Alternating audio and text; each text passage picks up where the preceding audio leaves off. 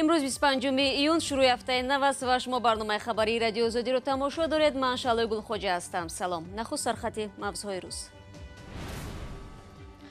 در فرودگاه دوشنبه ترمینال بارکشانی به استفاده داده شد. این مرکز ظرفیت بارکشانی 20,000 تن بار در یک سال را داشته است.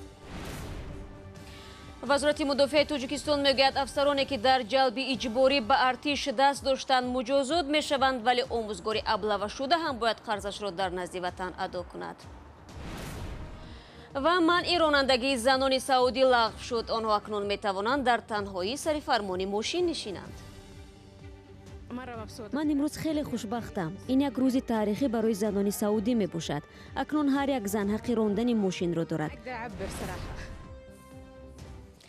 فرودگاه بین‌المللی شهر دوشنبه صاحب کلانترین ترمینال بارکشانی شد. در بنیاد این مرکز میلیون ها دلار صرف گردیده و ساختمان آن بهار سال گذشته آغاز یافت. مقامات میگویند با به استفاده دادن این ترمینال بزرگ صدها تن شهروندان کشور صاحب جای کار خواهند گشت. شادمانی یتیم رسمی افتتاح این مرکز بارکشانی را به نوار گرفت. فرودگاه بین المللی دوشنبه صاحب بزرگترین ترمینال بارکشانی در آسیای میانه گردید. ترمینال با سرمایه ژاپن بنیاد شده. در مراسم افتتاح آن روز 25 ایون صدر وزیر تاجیکستان اشتراک کرد. لوحه مذکور از جانب اگنتی جیکا با مبلغ 1 میلیارد و 214 میلیون ین ژاپنی که تقریبا 75 میلیون دلار آمریکایی میباشد ساخته و استفاده داده شد. با گفته مقامات این مرکز ظرفیت بارکشانی 20,000 تن بار در یک سال را دارد. این مرکز با تجهیزات سردکنی نیز مجهز است. رشد همکاری‌ها با ژاپن یکی از سمت‌های افضلیت‌ناک سیاست خارجی تاجیکستان به حساب می‌رود و ما دولت دوست را همچون شریکی با اعتماد خود در عرصه بین‌المللی می‌بینیم. از زمان شوروی پیشین در فرودگاه دوشنبه تنها یک انبار بارکشانی وجود داشت که ظرفیتش خیلی اندک بود. حالا با فعال شدن مرکز نوی بارکشانی تاجران تاجیک و خارجی الکی برای انتقال بار خود به فرودگاه دوشنبه درخواست فرستادند. بینای کونه که امروز در فرودگاه بین‌المللی دوشنبه بود سال 1964 ساخته شده بود و طلبات امروز جوابگو نیست. در یک سال ما تا 8,000 تن بار و مواد را انتقال می‌دهند. بعد از ساخته به استفاده دادن ترمینال بارکشانی فرودگاه بین‌المللی دوشنبه تا 20,000 تن در یک سال ما اختراع زیاد کردیم. ترمینال نوی بارکشانی در کنار فرودگاه دوشنبه را در مساحت 3700 متر مربع در ظرف 1.5 سال ساختند. شادمان یتیم، اسکندر فیروز، آزادی دوشنبه. رو می‌آوریم به موضوعهای دیگر. شورای عالی انتخابات ترکیه رجب طیب اردوغان رئیس جمهوری فعلی آن کشور را برنده انتخابات روز یکشنبه 24 ایون اعلام کرد. به گفته این نهاد اردوغان بیش از 50% رای‌ها را به دست آورده و نیازی به دور دوم انتخابات پرزیدنتی نیست. نتیجه انتخابات پارلمانی در آن کشور نیز به نفع حزب عدالت و ترقی پرزیدنت فعلی و متحدان آن است، چون بیش از 42% آواز انتخاب کنندگان را به دست آورده است. درباره چون و چرا این مرکز سیاسی من صحبت داشتم با عباس جوادی که مسائل ترکیه را از نزدیک پیگیری دارد. سوال نخستین من این بود که آیا میتوان گفت بعد 16 سال تلاش اردوغان به هدفش رسید؟ ببینید یکی از روزنامه‌های ترکیه اینو با سریال های ترکی تلویزیونی مقایسه میکرد. میگفت که 16 سال است ما همین سریال رو میبینیم. هر کس میآید میره و یکی میمیرد، زاده میشد، غیره و غیره، ولی یک کس همیشه اونجاست. 16 سال است آقای اردوغان و امید حداقل این روزنامه اپوزیسیونی هست این بود که این تصویر عوض خواهد شد، ولی نشد. یعنی یک اقلا دست کم یک 5 سال باز این مجموعاً 21 سال آقای اردوغان بر صدر قدرت در ترکیه خواهد ماند. بعداً من از عباس جوادی پرسیدم که تاثیر پیروزی اردوغان به ایمیج بین‌المللی ترکیه چگونه خواهد بود؟ هیچ تأثیری نخواهد کرد. به نظرم سیاست خارجی ترکیه و سیاست منطقوی ترکیه همچنان که بوده است ادامه پیدا خواهد کرد بدون تغییرات مهم.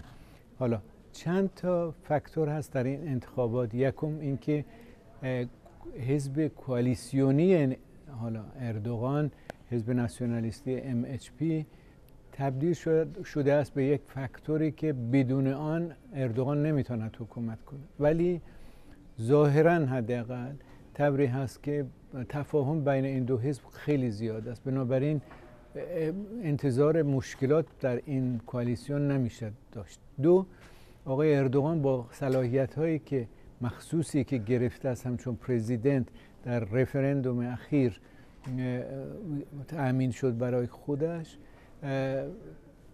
قدرت اصلی رو آقای اردوغان دارد در تعیین و انتخاب وزیر، بیکار کردن وزیر، پارلمانت، از کار ساقط کردن پارلمانت و غیره. تمام این اختیارات در دست پرزیدنت هست. در حقیقت حکومت فقط میتونه اجرا کنه کارهایی را که تصمیم‌هایی را که پرزیدنت گرفته است.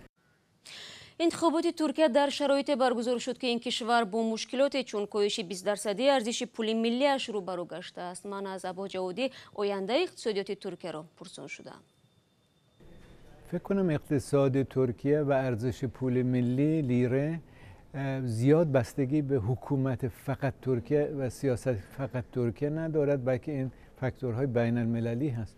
واقعیت این است که پول ترکیه 20% ارزش خود را در این سال جاری از اول ینور از دست داده است و احتمالی که داده می شود از طرف بررسی های بین الملل، پژوهش های بین المللی این است که این روند ادامه پیدا خواهد کرد، یعنی ارزش پول ترکیه و قرض ترکیه و شرکت های خارجی بیشتر خواهد شد. بنابراین اون ثباتی رو که اون آرامشی رو که و اون پیشرفتی رو که ترکیه تا حالا تا 3 سال پیش 4 سال پیش داشت اون دیگر تمام شده است. دبر احتمالا مشکلات اقتصادی همچنان ادامه پیدا خواهد کرد، اگر نه سخت‌تر خواهد شد. ولی با همه اینها ترکیه هنوز یکی از 20 کشوری هست که در دنیا رشد اقتصادیشون بیشتر از همه است.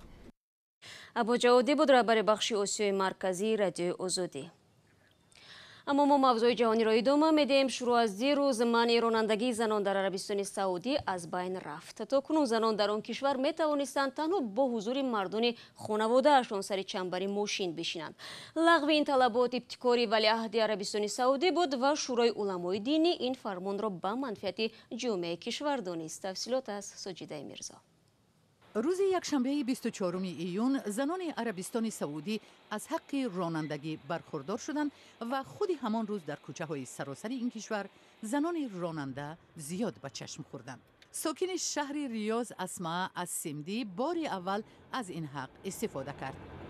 من امروز خیلی خوشبختم. این یک روز تاریخی برای زنان سعودی می باشد. اکنون هر یک زن حق راندن ماشین را دارد. شوهر او لوعی السمدی هنگام ماشین رانی همسرش را همراهی میکرد.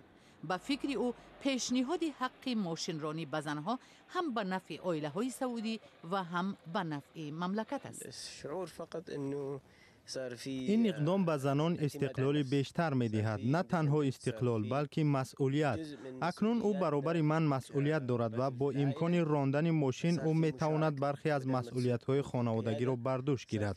اکنون او خودش هم انتخاب دارد. قبلا هر کاری او وابسته به تصمیم های من بود. الخيار صار في يدها وانا اقدر اعتمد عليها مو كل حاجه فوق ظهري انا. با قول کارشناسان لغو منع ماشینرانی زنان سعودی برای رشد اقتصاد این کشور هم زمینه خوب فراهم می آورد. رسانه های محلی تخمین می کنند که در عربستان سعودی بازار فروش ماشین از 6 تا 10% رشد کرده، حتی بازار خاصی برای فروش و ترمیم ماشین های زنان تشکیل خواهد شد. روز یکشنبه چاره‌بینی های خاص به مناسبت رانندگی زنان دایر شد. از جمله شرکت تلکام سعودی که مسئولیت تعلیم رانندگی زنان را بر عهده دارد نمایشگاه برگزار کرد. ما یک گوشه خاصی را تشکیل کردیم که در آن زنان سعودی با ماهیت ماشینرانی آشنا می شوند. قبل از گرفتن مجوز رانندگی آنها می توانند اینجا آمده در لوحه کامپیوتری ماشینرانی آموزند. در اینجا آنها مثلا به اهمیت بستن تسمه بی‌خطری و غیره آشنا می شوند. شاهی عربستان سعودی سلمان بن عبدالعزیز ماه سپتامبر سال گذشته به ماشینرانی زنان اجازت داد و برای آماده نمودن شرایط مناسب 10 ماه وقت جدا کرد. سر از آغاز ماه روان نهادهای نقلیاتی سعودی به تقدیم مجوز رانندگی به زنان شروع کردند.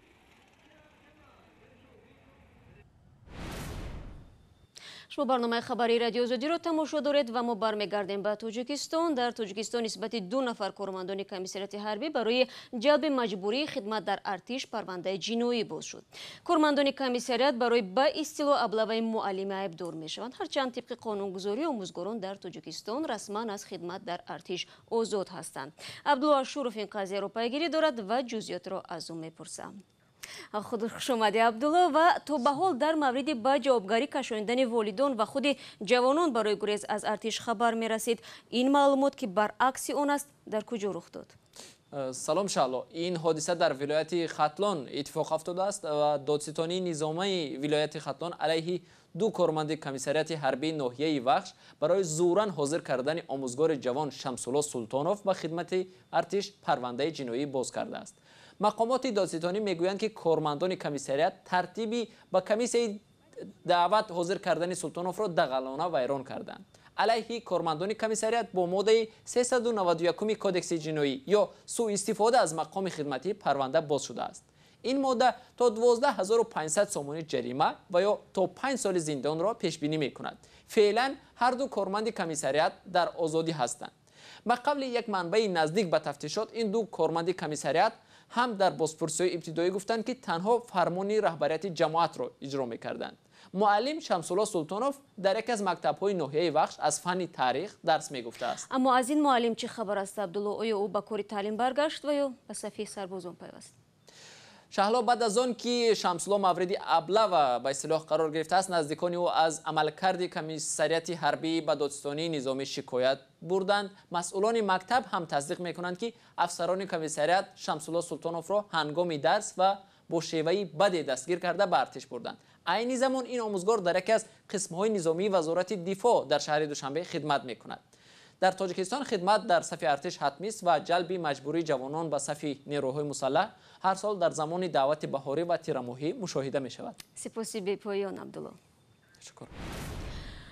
در حالی که برخی جوانان از خدمت در ارتش فرار میکنند، آنها هم کم نیستند که برای حمایت از شرف تاجیکستان نه تنها در داخل بلکه در خارج کشور تلاش می‌ورزند. به مثل تیم جودوچیان جوان که در یک سبقت ورزشی صاحب 9 مدال شدند. برای یوسفی به پیشواز این ورزشکاران به فرودگاه رفت. تیم جودوی جوانان تاجیکستان پس از پیروزی در جام جودوی آسیا میان جوانان تا 21 ساله به وطن برگشتند. در این سبقت که روزهای 23 و 24 ایون در استقلال قرقیزستان برگزار شد، 159 ورزشکار جوان از 9 کشور آسیا شرکت داشتند. ورزشکاران نورس تاجیک و جوانان در حیات 24 نفر برآمد نمودند و سزاوار 3 مدال طلا، 3 مدال نقره و 3 مدال برنجی گردیدند. 2 ورزشکار جوان تاجیک جهانگیر مجیدوف در وزن تا 81 کیلو و سهراب باقیف در وزن تا 60 کیلو با دریافت مدال‌های طلا میان سبقت جوانان تیم جودوی تاجیکستان را در مقام دوم جای دادند. یکی از مسابقات‌های بانفوذ بود برای ما. در اینجا ما با حریفان خود با 3 حریف خود غالب برآمده غالب این مسابقات گشتم. خورشید مجیدوف برادر بزرگ جهانگیر که در این سبقت در وزن بالاتر از 100 کیلو هنرنمایی میکرد، مقام سوم و مدال برنجی را به دست آورده است. این مسابقات و این مدالی که من گرفتم برای من خیلی خاطرمان میباشد، زیرا من سال 2017 در جمهوری روسیه در یک مشق دست جمعانه در تمرین مجروح شده بودم و بعد از مجروحیت این اولین مدال من است.